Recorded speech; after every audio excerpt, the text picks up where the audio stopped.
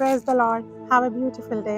ప్రియ సహోదరి సహోదరుడా, మనందరి జీవితాల్లో మనము ఏదో ఒక ప్రాబ్లం గుండా, ఏదో ఒక సమస్య గుండా ప్రతిరోజు వెళ్తూ ఉంటాము కదా.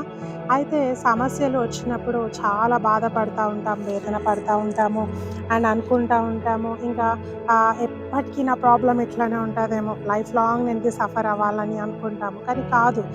ఏ విధంగా అయితే ఈరోజు డే అయిపోయినాక నైట్ వస్తూ ఉందో, పగలు అయిపోయినాక రాత్రి వస్తూ ఉందో, రాత్రి అయిపోయినాక పగలు వస్తూ ఉందో, తప్పకుండా దుఃఖము తర్వాత సంతోషము దాగి ఉంది. యోసేపు జీవితాన్ని మనం చూస్తే ఆయన ఎన్నో సంవత్సరాలు ఆ యొక్క చెరసాలలో ఉన్నట్టు మనం చూస్తూ ఉన్నాం, చెయ్యని నేరానికి.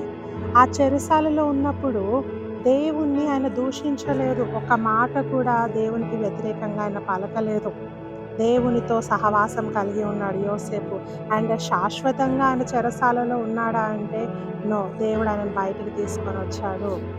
బయటికి తీసుకొని రావడమే కాకుండా ఆయనను ఐగుప్తు దేశమంతటి మీద ప్రధానిగా దేవుడు నిలబెట్టాడు. ఇన్ ద సేమ్ వే ఈరోజు మనము కూడా చెరసాల వంటి సమస్యల గుండా వెళ్తూ ఉన్నామేమో, బంధకాల వంటి సమస్యల గుండా వెళ్తూ ఉన్నామేమో. ఒక్కరోజు దేవుడు రాబో దినాల్లో నిన్ను దేవుడు విడుదల ప్రకటించబోతా ఉన్నాడు.